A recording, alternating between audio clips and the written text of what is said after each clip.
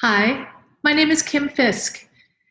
And if you hang around my website or if you are following me on any social media or you hear me speak, you may hear some strange phrases like something about the monster. It's because I wrote a book this past year called The Monster Under the Bed, Uncovering the Lie That Drives Us. And I want to just give you some cliff notes about it in case you haven't read it or if you haven't received it yet, it's in the mail.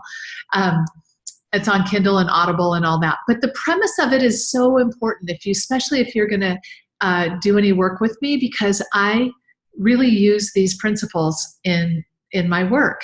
The principle is this: when we're young, we only have our emotional survival brain.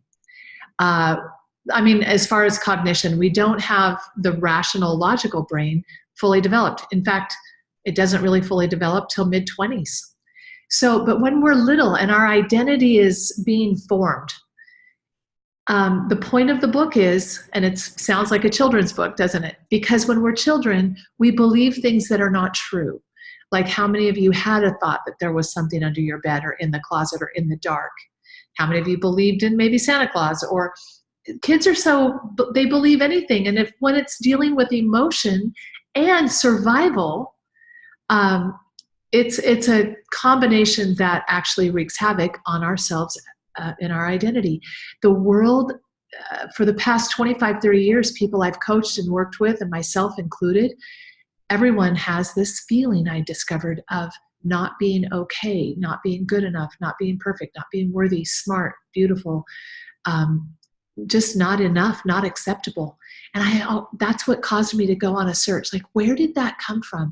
No matter how outwardly anyone seems now, they still have that nagging voice.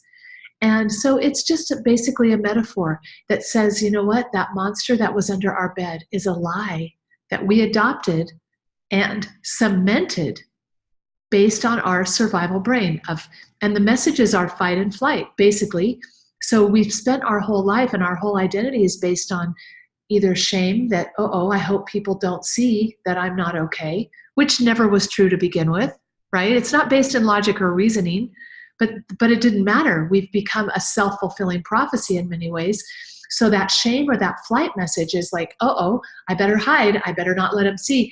And on the heels of that is the fight message, because we have to be okay. In our survival mode, people have to take care of us. That's how we're wired. We have to be acceptable in our community, in our tribe, so to speak. So that pushes the survival brain says, go prove it, prove you're good, prove you're okay, prove you're smart, prove you're acceptable, prove you're successful.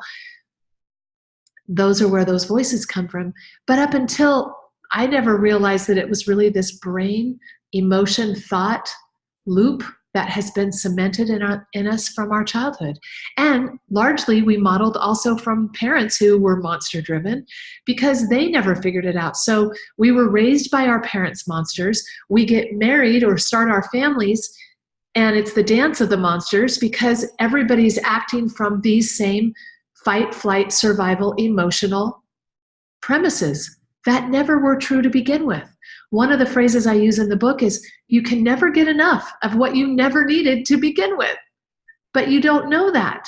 So my work is all about unwiring, rewiring, because it really is a program that we created and developed based on faulty wiring from our little selves. So we're going to unwire it, rewire it, and people find happiness. People find like, wow, I'm free. Thank you. Like, or at least they start noticing, oh, that's why I do that. Oh, that's where that comes from. And those of you who are raising children, it's really important that you understand, number one, you defang your own monsters as much as possible, and that you help, because they're not going to be ready to see this tendency in them yet, because the brain, they don't have the equipment. But as parents, we can help offset it somewhat, and it does matter how we interact with our children. So there it is in a nutshell. I hope you still get the book, and I would love to hear your feedback about it as well.